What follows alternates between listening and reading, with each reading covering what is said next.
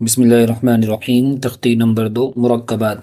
مرکبات کہتے ہیں جب ایک حرف دوسرے حرف سے مل جاوے تو اس کو مرکب کہتے ہیں، اور اگر کئی ایک ہو تو مرکب اور انیک ہو تو مرکبات۔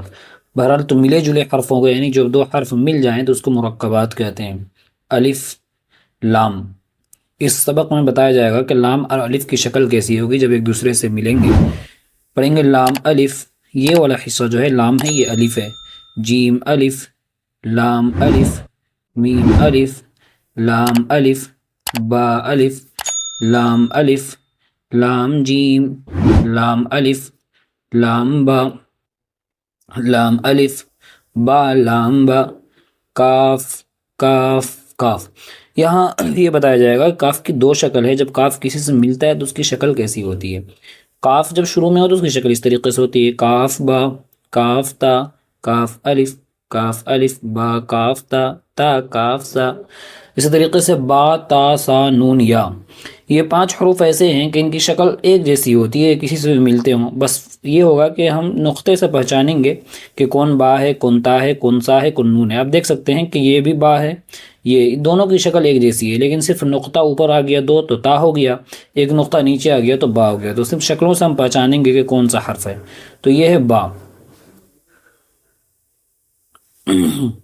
با الف، تا الف، سا الف، نون الف، یا الف، با سین، یا سین، نون سین، تا سین، سا سین، سا جیم، تاحا۔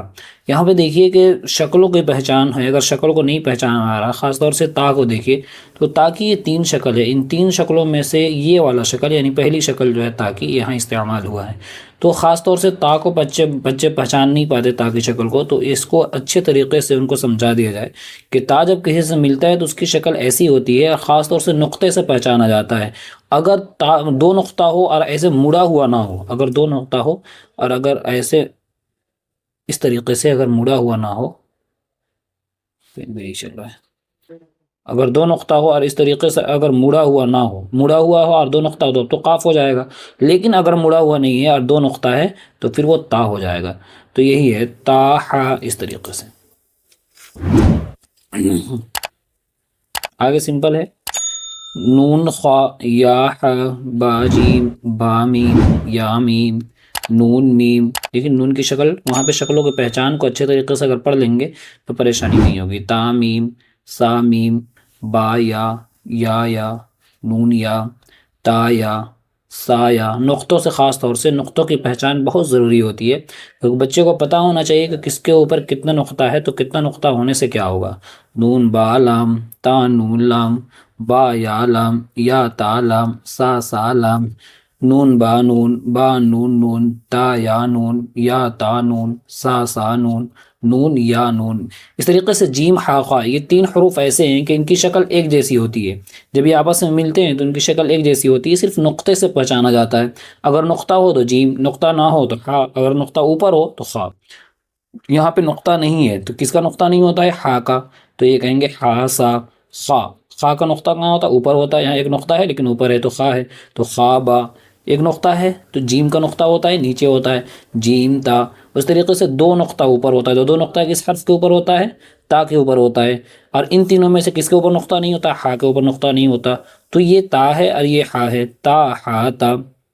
اس طریقے سے 2 نقطہ اگر نیچے ہو تو یا، تا اور یا دونوں کی شکل ایک جیسی ہے لیکن صرف نقطے سے پہچانیں گے، میں نے کہا نقطے کی پہچان بہت ضروری ہے، تو 2 نقطہ نیچے ہے تو یا جیم با۔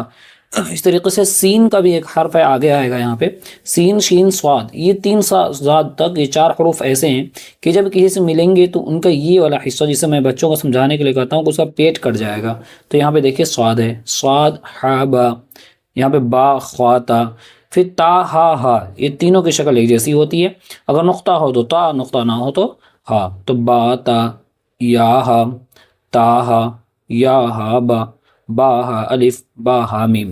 اس طریقے سے دال، زال، را زا، ان کا بھی سیم ہے، نقطہ نہ ہو تو دال، نقطہ ہو تو زال۔